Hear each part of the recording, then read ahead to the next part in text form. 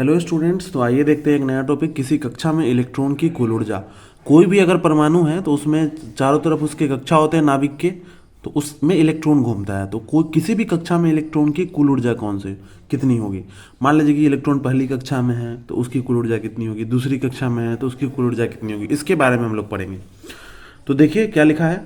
Rutherford model के अनुसार electron परमाणु के नाभिक के परितः परितः मतलब चारों ओर वृत्ताकार कक्षाओं में परिक्रमण करते हैं, है ना। तो रदरफोर्ड मॉडल के हिसाब से हमको पता है कि जो इलेक्ट्रॉन होते हैं वो परमाणु के नाभिक जो होते हैं उसके चारों तरफ कैसे कक्षाओं में घूमते हैं, वृत्ताकार में। हाइड्रोजन परमाणु के नाभिक में एक प्रोटॉन होता है तथा एक इलेक्ट्रॉन नाभिक के चारों ओर वृत्ताकार पथ पर घूर्णन करता रहा है। अब जो हाइड्रोजन परमाणु है, आपको पता है कि हाइड्रोजन परमाणु का परमाणु क्रमांक कितना है, 1 है। यानी कि उसके नाभिक में कितने प्रोटॉन होंगे, 1, और इलेक्ट्रॉन भी कितना होगा, 1। तो उसी एक प्रोटॉन वाले नाभिक के चारों ओर इलेक्ट्रॉन क्या करता है, चक्कर लगा देता है। अब हम यह मानते हैं कि यदि इलेक्ट्रॉन का द्रव्यमान m, कक्षीय चाल v तथा वृत्ताकार पथ की त्रिज्या r है तो वृत्तीय गति के लिए आवश्यक शर्त निम्न है। अगर इलेक्ट्रॉन का द्रव्यमान कितना है, m है, और वह कितना के स्पीड से चल रहा है, v के स्पीड से चल रहा है, तथा जिस पथ पे चल रहा है उसकी त्रिज्या क्या है, r है, तो वृत्तीय गति के लिए क्या शर्त होगी। तो वृत्तीय गति के लिए शर्त होती है कि अभिकेंद्रीय बल बराबर होना चाहिए स्थिर वैद्युत आकर्षण बल के। क्या होना चाहिए, अभिकेंद्रीय बल बराबर किसके होना चाहिए, स्थिर वैद्युत आकर्षण बल के। अब देखिए जरा कैसे। तो यहाँ पे हम चित्र बनाते हैं। ये है, मान लेते हैं कि पहले कक्षा और बीच में है एक प्रोटॉन और यहाँ पे एक इलेक्ट्रॉन चक्कर काट रहा है। तो वृत्तीय गति के लिए क्या होना होगा, तो अभिकेंद्रीय बल इधर की तरफ लगेगा, है ना, और वो mv² बाई क्या होता है, r होता है। तो ये r त्रिज्या वाले का, और यही mv² बाई r के कारण ये वृत्तीय गति करता है। और आप यह भी कह सकते हैं कि यहाँ पर एक प्लस चार्ज है और यहाँ पर एक माइनस है, एक प्रोटॉन है और एक इलेक्ट्रॉन है। तो ये प्रोटॉन चार्ज इसको क्या करेगा, आकर्षित करेगा कि नहीं करेगा। दो आवेश के बीच कौन सा बल लगता है, तो स्थिर वैद्युत आकर्षण बल, है ना। क्योंकि दोनों एक दूसरे के से दूरी हमेशा क्या है, r है, तो दोनों एक दूसरे के सापेक्ष क्या है, स्थिर है, इसलिए स्थिर वैद्युत आकर्षण बल। तो जो अभिकेंद्रीय बल है वही क्या है, स्थिर वैद्युत आकर्षण बल है। अब केंद्रीय बल भी उतना ही होगा जितना स्थिर वैद्युत आकर्षण बल होगा। आप यह भी कह सकते हैं कि अभिकेंद्रीय बल के कारण गोल गोल घूम रहा है, चाहे यह भी कह सकते हैं कि स्थिर वैद्युत आकर्षण बल के कारण गोल गोल घूम रहा है इलेक्ट्रॉन नाभिक के चारों तरफ। अब दोनों बराबर हैं तो हम लोग लिख देंगे कि अभिकेंद्रीय बल बराबर स्थिर वैद्युत आकर्षण बल। अब आप देख सकते हैं कि अभिकेंद्रीय बल का फॉर्मूला क्या होता है, mv² बाई r, और स्थिर वैद्युत आकर्षण बल का फॉर्मूला क्या होता है, तो आप जानते हैं, यहाँ देखिए हम लिखते हैं, कूलम्ब्स लॉ में पढ़े ना, F equal to 1/4 pi epsilon naught Q1 Q2 बटा r²। आप पढ़ेंगे नहीं पढ़े, तो अब देखिए 1/4 पाई एप्सिलॉन नॉट तो हो गया। अब Q क्या होगा, ये इस पर जो आवेश है धन आवेश, तो उसका भी क्या होगा, उसका भी आवेश इलेक्ट्रॉन के आवेश के बराबर होता है, तो E ले लिए। यहाँ Q2 क्या इलेक्ट्रॉन है तो इसका भी आवेश क्या होगा, E होगा। और देखिए मॉड लगा हुआ होता है, दोनों में क्या लगा हुआ था, मोड। तो यहाँ धन आवेश का प्लस वाला प्लस देगा आउटपुट, और ऋण आवेश का माइनस वाला भी क्या देगा, प्लस देगा आउटपुट। तो ये हो गया। अब आप देख सकते हैं ये r इस r² को कट करके क्या बचेगा, r। तो mv² बराबर क्या आ गया, 1/4 पाई एप्सिलॉन नॉट E बटा r। इसको हम लोग क्या मान लेंगे, पहला इक्वेशन। अब वृत्तीय कक्षा में इलेक्ट्रॉन की गतिज ऊर्जा कितनी होगी। अब गतिज ऊर्जा की परिभाषा आपको पता ही है कि फॉर्मूला आपको पता ही है कि हाफ mv² होता है।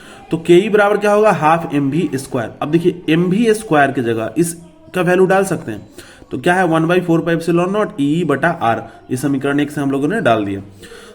अब आप देख सकते हैं 2 × 4 कितना हो जाएगा, 8, और ke बराबर 1/8 एप्सिलॉन नॉट E का E² बटा r हो जाएगा। ये समझ गया। अब आप देखिए दूसरा, वृत्तीय कक्षा में इलेक्ट्रॉन की स्थितिज ऊर्जा। स्थितिज ऊर्जा कैसे निकालते हैं, तो स्थितिज ऊर्जा का फॉर्मूला होता है विभव गुणे आवेश v इंटू क्यू, को हम लोग कहते हैं स्थितिज ऊर्जा। तो कक्षा में नाभिक के कारण विभव, है ना। अब नाभिक के कारण विभव अगुणे इलेक्ट्रॉन पर आवेश। अब यहाँ पे देख सकते हैं आप, ये नाभिक है, ये नाभिक के कारण इस पे विभव कितना होगा, और विभव और साथ में इलेक्ट्रॉन पे आवेश कितना होगा, तो उसको कर सकते हैं। तो अब विभव का फॉर्मूला क्या होता है, तो आपको पता ही है कि विभव v बराबर होता है 1/4 pi epsilon not into Q by r। तो आप देख सकते हैं कि विभव क्या है, 1/4 pi epsilon not into E by r। तो ये धनात्मक के लिए है, तो धनात्मक विभव आ गया। अब इलेक्ट्रॉन का आवेश यहाँ पे क्या है, माइनस है, तो यहाँ माइनस ले लेंगे हम लोग, है ना। अब आपको समझ मन में आएगा कि यहाँ पे क्यों नहीं माइनस लिया। तो देखो कूलम्ब्स लॉ में यहाँ पे क्या था, मॉड, तो मॉड माइनस को क्या कर दिया है, प्लस कर दिया, इसलिए यहाँ माइनस नहीं है।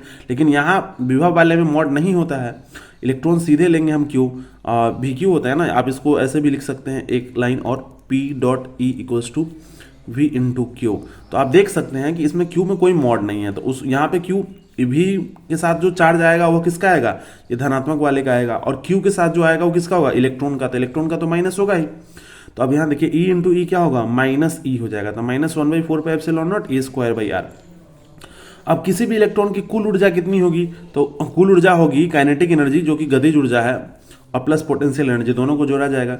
तो गतिज ऊर्जा कितना था, 1/8 pi epsilon naught e square by r, plus ये स्थितिज ऊर्जा कितना है, तो minus 1/4 pi epsilon naught e square by r. तो आप देख सकते हैं कि इस दोनों का एलसीएम अगर लेंगे तो क्या आएगा, 8/4 पाई एप्सिलॉन नॉट आर, है ना, और ई हो जाएगा कितना, ई स्क्वायर, क्योंकि इसके सेम है तो सेम होगा, और इसका 4 है तो 4 से 2 बार में कटेगा, तो माइनस का 2 गुना होकर -2e स्क्वायर हो जाएगा। अब ई स्क्वायर में से 2e स्क्वायर घटेगा तो कितना बचेगा, ई स्क्वायर बचेगा। आप ऐसे देख सकते हैं, नहीं दिख रहा था, एक बार फिर से बता देते हैं, kinetic energy plus potential energy होगा 1/8 pi 4 pi epsilon naught e square by r, plus minus 1/4 pi epsilon naught e square by r.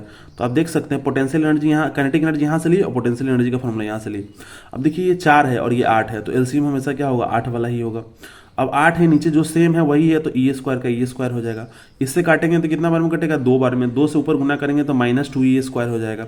अब ई स्क्वायर में से -2e स्क्वायर घटेगा तो क्या बचेगा, -e square by 8/4 pi epsilon not I. Sorry यहाँ पे एक मिस्टेक हो गया है, 4 नहीं आएगा, 8 pi epsilon naught by R होगा, ठीक है। तो आप देख सकते हैं 8 pi epsilon naught by R आ गया। तो ये हमारा क्या निकल गया, किसी भी कक्षा में इलेक्ट्रॉन का कुल ऊर्जा, किसी भी कक्षा में इलेक्ट्रॉन का कुल ऊर्जा। अब ये ऋणात्मक चिन्ह है, ऊर्जा ऋणात्मक चिन्ह क्यों है, क्या ऋणात्मक चिन्ह इलेक्ट्रॉन के नाभिक के चारों ओर परिक्रमा करने की बाध्य अवस्था को प्रदर्शित करता है। ऋणात्मक चिन्ह से ये समझ में आता है कि जो इलेक्ट्रॉन है ना वो नाभिक के साथ बद्ध है, जुड़ा हुआ है, मुक्त इलेक्ट्रॉन नहीं है, वो नाभिक के साथ क्या है, जुड़ा हुआ है, वो नाभिक के चारों तरफ क्या कर रहा है, चक्कर लगा रहा है। तो उम्मीद करते हैं कि आपको अच्छे से समझ में आया होगा। मिलते हैं अगले वीडियो में, तब तक के लिए धन्यवाद।